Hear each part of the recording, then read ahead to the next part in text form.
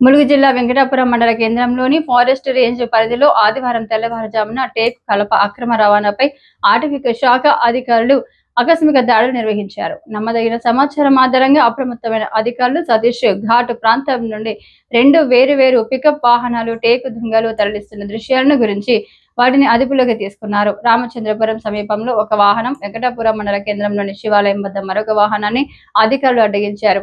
వాహనంలో ఉన్న ఒక్క దాంట్లో 8 టేకు దుంగలు, మరొక దాంట్లో 8 టేకు దుంగలు లభ్యమయ్యాయి. స్వాధీనం చేసుకున్న కలప విలువ సుమారు 4 లక్షలకు పైగా ఉంటుందని Venkatapuram forest range officer Sudhapalli Vamsikrishna తెలిపారు.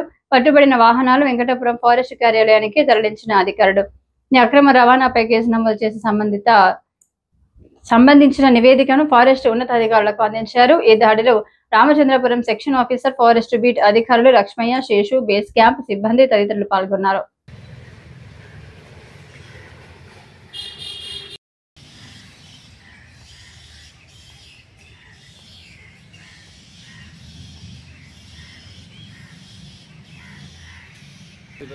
మ్యాటర్ కూడా చెప్పాలనుకున్న ఎవరన్నా